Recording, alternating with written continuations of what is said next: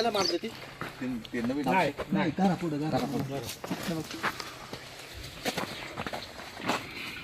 एक नंबर घड येतो. चौथा पीक आहे सर. पण एवढं म्हणजे दरवर्षी एवढाच माल असतो. आता किती टन निघेला? चौथ्या वर्षी एवढं वातावरण काय मिळालं. एकरी याला 12 6 एकर आहे ना 15 टन निघेल. किती खर्च आला याला?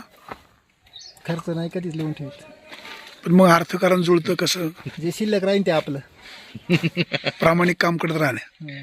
तुमची एकूण द्राक्षाच्या बागा किती आहेत? आता तशी 27 एकर बाग आहे. 27 एकर. दरवर्षी ते सगळे सुरू होतात. यावर्षी काय नवीन लागवड? 16 एकरला माल नाही यावर्षी. कशामुळे? व्हरायटी अच्छा अच्छा. व्हरायटी आणि पावसाचं वातावरण. सध्याचे बाजार भाव इथं आहे ना ह्या पट्टी इथं आमची शरदच्या बागा आहेत ना या, म्हणून यांना आम्हाला माल आलेत. नाहीतर मग ही पण नसते आली. म्हणून मागाशी म्हटलं की आम्ही ह्याच व्हरायटीमुळे आम्ही तरलोय म्हणजे ह्याच्यात. नाही हा चौथा खोडवा काय म्हणायचं आपण? चौथं पीक. चौथं पीक. हा हो बघा माल एकदम असा याच्यात आहे ना तुम्हाला अजून याला अजून 4-6 दिवस 8 दिवस टाईम आहे. पण एकदम माल क्वालिटी झालाय. कुठंच काय हे नाही. आता कितवं तुमचं म्हणजे सध्याचं जे सीझन आहे या सध्याचं हवामान किंवा काय सांगाल किंवा जे लोकप्रतिनिधी आहेत म्हणजे आमदार शरद सोनवणे, खासदार अमोल कोल्हे यांच्याकडून शेती व्यवसायासाठी काय मार्गदर्शनाची गरज आहे किंवा त्यांनी शासन दरबारी काय पाठपुरावा केला पाहिजे शेतकऱ्यांसाठी? एक शेतकरी म्हणून तुम्हाला काय वाटतं? शेतकरी म्हणून आपण त्यांच्याकडे काहीच अपेक्षा आणि GST म्हणजे आम्हाला बाकी काय नको, पण जे वस्तू आहेत किंवा जी खतं औषधं आहेत याला GST नसावा एवढीच अपेक्षा. अच्छा, GST नसावा शेती पिकाला. मग तुम्ही सगळे शेतकरी आमदार शरद सोनवणे किंवा खासदार अमोल कोल्हे यांच्याशी भेटून चर्चा का करत नाही? मार्केटमध्ये सध्या डुप्लिकेट औषधं पण खूप आहेत. त्या संदर्भात तुम्ही त्यांची पण म्हणजे त्यांनाही कन्व्हिन्स केलं पाहिजे आणि त्यांनी पण तसे प्रयत्न केले पाहिजे. भरपूर आमचे शेतकरी लोक करतात त्या सगळ्या गोष्टीचा पाठपुरावा. जे आमचे पुढं लीडर आहेत किंवा आमचे जे बागायतदार आहेत ज्यांच्या मार्गदर्शनाखाली काम करतोय ते त्या गोष्टीचा सगळा पाठपुरावा करतात. चला, धन्यवाद धन्यवाद. बघ तुम्ही काय सांगाल? आता तुम्ही इथे बागेमध्ये आहात, एक नंबरची द्राक्षाची पीक आहे. यांच्याकडनं असतात टोटल. अरे पण आता काय औषध डुप्लिकेट औषधं मार्केटमध्ये येतात, काय खरं काय? नाही असतात, परंतु त्याच्यावरती शासनाचे निर्बंध आहेत. जिथं जिथं आढळण तिथं शासन ॲक्शन घेऊन त्याच्यावरती कारवाई करतात. अच्छा अच्छा. शक्यतो आम्ही घेताना GST बिलातच माल घेतो, GST बिलातच विकतो. कोणत्याही शेतकऱ्याची फसवणूक होणार नाही याची नक्की काळजी घेतो. म्हणजे ब्रँडेड औषधं परचेस करतो, ब्रँडेड औषधं विकतो, जेणेकरून शेतकऱ्याचं नुकसान होणार नाही आणि शेतकऱ्याला स्वस्त दरात देण्याचा 100% नेहमी आमचा प्रयत्न राहतो. आता पहा, हे चौथं पीक आहे, अतिशय एक नंबरची बाग आहे. ही शेतकऱ्याच्या कष्टाची किमया की तुमच्या औषधाचं? नाही साहेब, याला दोन्ही गोष्टींची जोड आहे. अच्छा. शेतकऱ्याचे कष्ट तर पाहिजेच आणि त्याला जोड ब्रँडेड औषधांची पाहिजे. अच्छा, ठीक. एक बाईट घे नाही.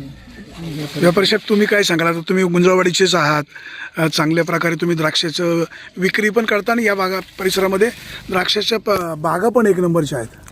बागा भरपूर प्रमाणात आहे आणि बागा तुटल्यात पण भरपूर प्रमाणात. कारण काय झालं, पावसाच्या वातावरणामुळे आपल्याला माल नाही आले.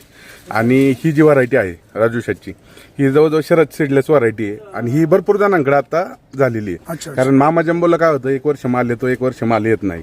आणि ह्या व्हरायटीला मी जवळ पाहतोय तसं राजू शेटला कायम माल आहे आणि त्यांचं काम पण आहे त्याच्याबरोबर. कारण व्हरायटी जे करतात कष्ट पण तेवढेच करतात. बागेत जेव्हा पाहिजे त्यावेळेस कष्ट, ज्यावेळेस कार्यक्रम असतील गावात त्या कार्यक्रमांना पण असतात. असं नाही का बाबा फक्त वावरातच काम करतात, पण त्याच्यामुळे त्यांना सांगणंच असतं सगळ्यांना का माल पिकवा, मालाला जेवढं पाहिजे. आता तुम्ही पाहताय माती कमी शेणखत जास्त आहे खाली, आपण जिथं पाहतो. कारण जर दिलं झाडाला जेवढ्या प्रमाणात तुम्ही देणार आहे तेवढ्याच प्रमाणात त्याच्याकडनं आपण अपेक्षा केली पाहिजे. आणि चांगल्या प्रकारे आता बाजारभाव आहेत 180 ते 200 रुपये, 210 रुपये. लोकल मार्केट आम्ही घेतो 100-125 रुपयापर्यंत पण मार्केट चालू आहे. आणि हे मार्केट म्हणजे उच्चांक भाव झाला यावर्षी. आता मला सांगा, म्हणजे राग नका मानू, पण अनेक वेळेला व्यापाऱ्यांकडनं शेतकऱ्यांची फसवणूक होते. शेतकरी भावनेने किंवा बाबा आपल्या जवळचा माणूस आहे, विश्वासू आहे, द्राक्षाची विक्री करतो, नंतर मात्र पैसे देताना अडचणी निर्माण होतात. तुमचा काय अनुभव? हे 100% तुमचं म्हणणं बरोबर आहे. कारण काय होतं, इथून माल घेतो आम्ही आणि इथं भरपूर व्यापारी असतात. मग ज्याला माल हवा आहे, आता समजा राजू शेट जरी आमचे मित्र असतील तर मला माल हवा आहे, तर माझी ही बाबा मालाची क्वालिटी कशी आहे आणि माल आपण कसा घेतोय आणि मालाची विक्री काय होती याचा जर ताळेबंद जर आपल्याकडे असेल तरच आपल्याला व्यापार करता व्यवस्थित येतो. नाहीतर राजू शेठ आपले मित्र आहेत आणि राजू शेठला बाजारभाव द्यायचा आहे आणि त्याची विक्री जर नाही झाली आणि पुन्हा राजू शेठला ज्यावेळेस पेमेंट द्यायचं आहे मग त्यावेळेस आपल्याला पेमेंट करता येत नाही. मग जरी मित्र असेल किंवा व्यापारात काय असेल मित्र बाजूला ठेवायचा, व्यापार व्यापाराच्या पद्धतीने करायचा आणि मग कुठेच अडचण येत नाही. आणि जर तुम्ही लय भावनिक होऊन जर गेले एखाद्या मालात जर खरेदी करायला गेलो आपण का नाही हा माल आपल्याला घ्यायचा आहे आणि तिथे जर आपल्याला प्रॉब्लेम वाटला तर तो माल नाही घेतलेला चांगला. कारण काय होते शेतकरी एवढा कष्ट करतोय, आपल्याला पण पैसे झाले पाहिजे, पैसे देता आले पाहिजे, तर आपण व्यापारात राहू शकतो. राजू शेठ, आता द्राक्ष पीक अतिशय चांगलं आहे, सध्या चोरांचा पण सुळसुळाट आहे, काय कशा प्रकारे काळजी घेणार आता? बाजारभाव पण चांगला आहे. म्हणजे तुम्हाला खोटं वाटेल पण मी खरं सांगतो, मी कधीच राखण करीत नाही. म्हणजे कोण किती चोरतंय मी हे कधीच बघत नाही. म्हणजे असं मी बघतच नाही. असं खायची वस्तू आहे, खाल्ली तर खाऊ द्या. हा, म्हणजे मी कधीच असं बघतच नाही. मी चोर काय होतं पाहिलं ना आपल्याला मग अजून हे वाटत, त्यापेक्षा बघायचंच नाही. म्हणजे भीती बघितलं ना, नाही आपण समजा एखादं तिथं चोरी झालं हे जर आपल्याला निदर्शनास आलं की आपल्याला ती काळजी वाटते. मग ते आपल्याला हे करण्यापेक्षा ते ना मी बघतच नाही कुठं किती चोरी जाते ते बघायचंच नाही. म्हणजे लक्ष तर पाहिजे. आता यावर्षी आम्ही कॅमेरे लावलेत. म्हणजे इकडं आमची एक रेड लुकची बाग होती, तिथे कॅमेरा लावले. तिकडं वरती आमची आणि सावरगावला एक शेती आहे, तिथं आम्ही कॅमेरा लावले. आता बाजारभाव चांगला मिळत आहेत, पैसे चांगले होणार आहेत, तुम्ही करोडपती होत अशा आमच्या शुभेच्छा आहेत. कसं पाहता आणि काय सांगाल? पैसे हा महत्त्वाचा विषय नाही माझ्या दृष्टीने. आम्हाला आनंद एवढंच आहे की माल पिकला, म्हणजे चांगलं आपली शेती चांगली पिकली, माल चांगला दिसला, दोन लोकांनी आपल्याला चांगलं पिकवलेलं म्हटलं, एवढं असलं तरी खूप मोठं समाधान त्याच्यात मिळतं. अनेकांच्या आपण द्राक्षाच्या बागा पाहतो, वर द्राक्षाला घड लागलेले असतं पण खाली खूप गवत उगवलेलं असतं. तुमच्या या द्राक्षाच्या बागेमध्ये साधं कुठं एक गवताचं एक काडी सुद्धा नाही किंवा गवताचं ते सगळं आमच्या वडिलांची पुण्याई आहे. ते कुठंच काय सारखं चालू असतं त्यांचं काम. गवताची कुठं काडी पण उगवलेली नाही. ते पर सगळ्या बागांमध्ये ते करायचं काम त्यांचं काम आहे. ते बाबा काय कसं काय करताय सगळं? माझं तेवढंच काम आहे ना. खालचं काम मी करतो नेहमी, बाकी दुसरं आपल्याला काही जमत नाही. आता स्वच्छ बाग आहे हा. लोकांनी खरोखर ही बाग पाहावी. अशा प्रकारे बाग तयार करण्यासाठी किंवा कशा प्रकारे चांगल्या प्रकारची बाग उत्तम पद्धतीनं जर पिकवायची असेल तर राजू शेठ वायकर, पवन शेठ वायकर यांच्या द्राक्ष बागेला भेट द्यायला हवी. कृषी विभागाच्या अधिकाऱ्यांनी देखील इकडे भेट देऊन इतर शेतकऱ्यांना सूचना करणं, माहिती देणं गरजेचं आहे. आणि अशा शेतकऱ्यांना कृषी विभागाने देखील मार्गदर्शन करायला हवं. सध्या कृषी विभाग म्हणजे एक पांढरा हत्ती आहे. शासन फक्त त्या कर्मचाऱ्यांना, अधिकाऱ्यांना पोचतं, लोकांच्या बांधावर जाऊन म्हणावं असं मार्गदर्शन मिळत नाही. अनेक योजनांचा परस्पर गैरवापर केला जातो आणि मग उशिराने ते प्रकरण उघडकीस येतं आणि ज्यांना आपण आदर्श कृषी अधिकारी, आदर्श पर्यवेक्षक म्हणतो, नंतर मात्र त्यांना नावं ठेवण्याची पाळी येते. अशा प्रकारे एक नंबरची द्राक्षाची शेती करणाऱ्या शेतकऱ्याच्या शेतामध्ये कृषी अधिकाऱ्यांनी आपली संपूर्ण टीप या ठिकाणी आणावी आणि इतरांना सुद्धा ही माहिती देऊन युवा शेतकऱ्यांसाठी एक प्रेरणादायी, दिशादर्शक ही बाग आहे. निश्चित कौतुकास्पद आहे. प्रत्येक घड 1.5 किलोच्या आसपास आहे. असं वाटतं या बागेतनं बाहेर पडू नये. शेतकरी बांधवांनो आणि ज्या शेतकऱ्यांना नवीन द्राक्षाची बाग करायची आहे त्या शेतकऱ्यांनी इथं यावं, या बागेची पाहणी करावी, शेतकऱ्यांना भेटावं. आणि सगळ्यात महत्त्वाचं म्हणजे या वावरामध्ये, द्राक्षाच्या बागेमध्ये कुठंही गवताची काडी नाही. अतिशय स्वच्छ ही द्राक्षाची बाग आहे. यांचे अपार कष्ट आहे. आईवडिलांची या ठिकाणी नेहमी सतत मार्गदर्शन असतं, स्वतः कष्ट करत असतात आणि त्यांचं संपूर्ण कुटुंब तळहाताच्या फोडाप्रमाणे या द्राक्षाच्या बागेला जपत असतात. हे जे यश आहे किंवा एवढं जे चांगलं उत्पन्न आलेलं आहे हे एका दिवसामध्ये नाही, सातत्य आहे, एकमेकाचं मार्गदर्शन आहे आणि त्याच्यामुळे त्यांना हे मिळालेलं फळ आहे. राजू वायकर, पवन वायकर या युवा शेतकऱ्यांना मनापासून सलाम. आता हे किती किलोचं पॅकिंग आहे? 9 किलोचं. 9 किलोचं. आता याच्यावर काय कशा प्रकारे काळजी घेता, पॅकिंग कशी करता? हे जाताना इथून नाशिकला गेल्यानंतर कोल्ड स्टोरेज ठेवतो आम्ही 3 दिवस. 3 दिवस. काय त्याचा म्हणजे पर्पज काय? पर्पल्स असं की ही जे आता टेम्परेचरमध्ये आपण माल काढतो त्याला किपिंग क्वालिटी यावं म्हणून आम्ही 3 दिवस ठेवून माल बाहेर काढतो. नंतर कुठे कुठे पाठवता? बांगलादेश, पटना. आता हे सगळे जे कर्मचारी आहेत तर यांना किती रोज किंवा उपलब्ध कुठून करता? ते नाशिकवरूनच करतात सगळं. आणि हे सगळे लोक आहेत हे सगळे नाशिकचे जे रोज जाऊन येऊन करणं आयुबाला हा पण आता विलाज नाही त्याला. ज्याच्या घरी त्याच्या घरी प्रपंच आहे ते प्रपंचमुळे त्यांना जावंच लागतं. आता तुम्ही यांना ठेवता कुठे हे सगळे मजूर मंडळींना? तिथं आमच्या उगावमध्ये ज्याची त्याची सगळ्यांची घरं आहेत. 11 साडे 11 वाजता पोहोचतात. जेवण वगैरे झालं की सकाळी परत 3 वाजता उठून येतात. हे सगळे मंडळी कुठली आहेत? प्रॉपर उगाव त्या भागातली? हा निपाळ ती इकडे दररोज अपडाऊन करता? अप डाऊन करतात. किती अंतर आहे? सांगा. किती अंतर आहे? 200 किलोमीटर. 200 किलोमीटर अंतरावरून दररोज जाऊन येऊन करता? हो. कशामध्ये येता? 4 व्हीलर गाडी? नाही आहे सर. पिकअप गाडी आयशर? आहे सर. अच्छा अच्छा. किती वर्ष हे काम करता? आम्हाला 2001 पासून करतो.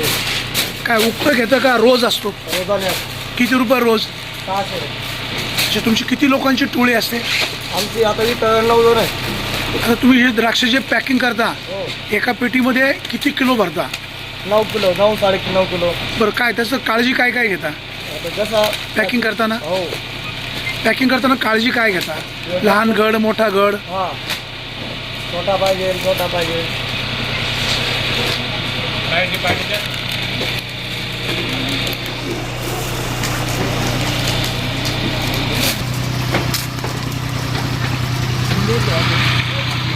ते जरा अवकाश आहे का अजून? ही किती एकर बाग आहे? 1 एकर. ही लागवड कधी केली? चौथं पीक आहे. हिचं पण 4थं पीक. काय दरवर्षी किती ॲव्हरेज सरासरी टनेज? सरासरी 10 टन निघतं. आता तुम्ही आपण जे सुरुवातीला पहिल्या बागेमध्ये होतो ती कशी किलो विक्री झाली? कोणत्या? पहिल्या बागेत 1 नंबरच्या. ते 207 रुपयेचा. आता याला बाजारभाव का थोडंसं कमी मिळेल का? साईज 8 दिवस टाइम आहे. साईज बारीक आहे पण आता डिपेंड बाजारभावावर मागणी त्यावेळेस. पुरवठ्यावरती ते परत पावसाचं पण सांगतंय त्याच्यातून आता एकरी खर्च किती येतो? इकडे 3 ते 4 लाख रुपये. आता तुम्ही जे द्राक्षाची बाग दिलेली आहे ती डायरेक्ट उक्ती बाग दिली का किलोवर दिली? नाही वजन किलोवर. अशा वजन. आता किती दिवसात बाग संपेल तिकडची? ती 3 दिवसात संपेल. हिला संपायला अजून तरी 15 दिवस जातील. अच्छा अच्छा.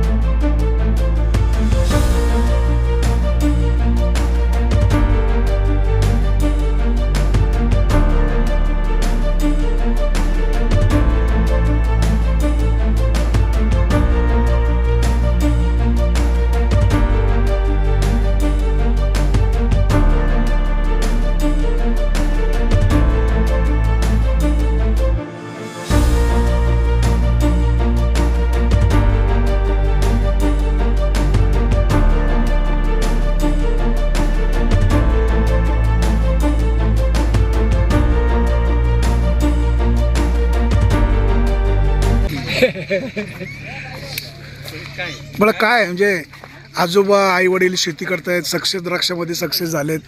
तुझं शिक्षण किती आणि पुढे काय करायचं? माझी आता 10वी झाली, 12वी करून BSc ॲग्री करून शेतीच करायची. शेतीच करायची, इतरांना दाखवून द्यायचं. नारायणगाव परिसरामध्ये तुम्ही अतिशय उत्कृष्टपणे द्राक्ष बाग तयार केलेली आहे आणि कमी वयामध्ये तुम्ही तुमचं एक नावलौकिक मिळवलेलं आहे. तुम्ही कसं पाहता या बागेकडे किंवा या व्यवसायाकडे आणि इतर सहकाऱ्यांना, तरुण शेतकरी वर्गाला काय आव्हान कराल? ह्या वर्षी मागच्या 2025च्या मेच्या पावसामुळे 5-6 महिने म्हणजे 2-3 महिने पाऊस आल्यानंतर 5-6 महिने सूर्यप्रकाश नव्हता. त्यामुळे सर्व ह्या आपल्या तालुक्यातल्या ब्लॅकच्या ज्या बागा आहे जम्बोच्या, त्यांना फ्रूट फुलण्याची भरपूर अडचण आली. एवढ्या क्रिटिकल कंडिशनमध्ये ह्या बागेला भरपूर मोठ्या चांगल्या प्रकारे माल आला व एकदम उत्कृष्ट दर्जाचं उत्पन्न पहिल्या वर्षी एक 8 ते 10 किलो झाडाला माल निघेन एवढं सुंदर काम वर एवढं उत्पन्न हे ह्या चांगलं. त्यामुळे सर्व या द्राक्ष इंडस्ट्रीला एक चांगलं दिशा देणारं, कलाटणी देणारं हे व्हरायटी आहे बा. त्याच्यामुळे परत लोक आता ह्या ब्लॅककडे वळायला नवीन व्हरायट्या आम्ही पण भरल्या, पण नवीन व्हरायट्या आपल्याकडं क्लायमेट किंवा जमीन त्यामुळे अजून तिच्या थोड्या प्रॅक्टिसेस माहीत नाही. त्याच्यामुळे लोक काय होतात, भरतोय आम्ही पण भरलेत, पण त्याच्यात काही व्हरायट्या जमतात, काही व्हरायट्या नाही जमती. त्यामुळे लोकांचा कल ह्या ब्लॅक व्हरायटी का आपल्या जी शरद ब्लॅक आहे तिच्याकडं आहे. आणि यांची जी व्हरायटी आहे राजू शेटची, तर तिचं 2-4 वर्ष चांगलं म्हणजे लोकांकडून तिला भरपूर प्रतिसाद आहे. यांची काडी ह्या वर्षी भरपूर मोठ्या प्रमाणात काडीचा यांच्याकडून गेली. एवढं असं उत्पन्न आलं, 8 ते 10 टन आलं, तर शेतकरी काहीतरी ₹1 त्याला मिळू शकतो बा अशा अपेक्षा. त्यामुळे तरुण शेतकऱ्यांनी निश्चित ही शरद व्हरायटी भरावा. आता अनेक शेतकरी द्राक्ष पिकाकडे वळतात, नंतर मात्र त्यांना सक्सेस मिळत नाही आणि मग द्राक्षाच्या बागा काढून टाकतात. त्यांचं काय चुकतं? सातत्य राहत नाही, नियोजन व्यवस्थित होत नाही, की त्यांचा आळशीपणा? शेतकरी जो बाग लावतो तो पूर्ण काम करायची त्याची तयारीच असते, पण थोडी क्लायमेटची साथ व नशिबाची पण थोडा हे होतं. कधी ज्याचा माल चांगल्या प्रकारे पिकतो तो हार्वेस्टिंगला त्यावेळेस अवकाळी होतो. आणि ज्यावेळेस अवकाळी होत नाही त्यावेळेस त्याचा बागच पिकत नाही. अशी काही द्विधा मनस्थिती काही शेतकऱ्यांच्या बाबतीत होती. पण प्रत्येक शेतकरी पूर्ण ताकदीने आपल्या मुलाबाळांना जपत नाही एवढं प्रत्येक बागेच्या वेलीला शेतकरी जो युवा शेतकरी तो जपतो आणि काम करतो. पण आता नैसर्गिक समतोल बिघडल्यामुळे थोडं यश अपयश येते. आता द्राक्ष बागांचं तुम्ही एक चांगले अभ्यासक आहात, तुम्हाला एक्सपिरियन्स आलेला आहे. सध्या द्राक्ष बागांच्या काही ठिकाणी छाटणी पण चालू आहे. ढगाळ वातावरण आहे, कधी पावसाची पण परिस्थिती निर्माण होते किंवा ते आपले पंजाबराव डग कधी माहिती सांगतात, त्यांची माहिती कधी योग्य होते, कधी अयोग्य पण ठरते. सध्याच्या परिस्थितीमध्ये द्राक्ष बागायतदार शेतकऱ्यांनी ज्यांची प्रामुख्याने छाटणी चालू आहे त्यांनी काय काळजी घ्यावी? आता सध्या काय वातावरण छाटणीसाठी अनुकूल आहे वातावरण. छाटणीचा काय विषय, छाटणीला थोडा आभाळ असेल, थोडा पाऊस झाला तरी फुटायला, पण ही ज्या मालाच्या बाग आहे त्यांना हा पाऊस नको आहे. ज्यांनी मागच्या वर्षी लेट छाटण्या, दरवर्षी आपल्याकडे काय होतं एप्रिलला छाटण्या होतात आणि मेला 2-4 वर्ष पाऊस लवकर यायला लागलाय. आपल्याकडे मे जूनलाच पाऊस यायला, पहिले पाऊस जुलैला यायचे, त्याच्यामुळे आपल्याकडे फुटफुटण्याची अडचण येत नव्हती. पण ह्या 2-4 वर्षापासून पाऊस लवकर आल्यामुळं आपल्याकडे फ्रूटफुल टेम्परेचर भेटत नाही, त्याला सनलाईट पाहिजे तेवढी भेटत नाही, म्हणून ते फ्रूटफुलनेस होत नाही. त्याच्यामुळे प्रत्येक बागायतदाराने बागा खाली जातं लवकर छाटणी करून घ्यावी. तर पंजाबराव डग नेहमी अंदाज सांगतात, बहुतांशी त्यांचे अंदाज काही वेळेला सक्सेस होतात, पण बरेच वेळेला त्यांचे अंदाज फेल जातात. त्यांनी सांगितल्यावर पाऊस येणार किंवा ढगाळ वातावरण राहणार, गडगडाट होणार, शेतकरी घाबरून जातो. पंजाबराव डग ज्या पद्धतीनं अंदाज सांगतायत, एक शेतकरी म्हणून त्यांच्या अंदाजाकडे कसं पाहता किंवा त्यांनी हे असे अंदाज सांगू नयेत, काय वाटतं तुम्हाला? अंदाज शेवटी काय होतं, हा जो मार्च एप्रिल महिन्यातला जो पाऊस असतो तो अवकाळी असतो, तो अर्धा किलोमीटरवर पडेल किंवा 1 किलोमीटर पडणार पण नाही, किंवा एखाद्याच्या एका बागेत पडेल दुसऱ्या बागेत पडत नाही. अंदाज सांगितला तो एक थोडी ज्या एखाद्याचा माल आहे त्याला रेडी येतो व त्याच्यासाठी चांगला पण असतो, पण त्या अंदाज सांगितल्यामुळे काय होतं, शेतकरी व व्यापारी त्याचा फायदा घेऊन आहे ना शेतकऱ्या बाजार पाडतात, त्यामुळे मग शेतकऱ्याचं आर्थिक नुकसान पण होतं. सुरेश वाणी, विंगर टाइम्स, गुंजरवाडी.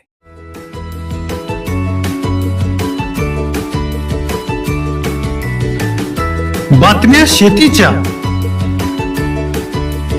बातम्या मातीच्या, बातम्या अन्यायाच्या, गुन्हेगारीच्या,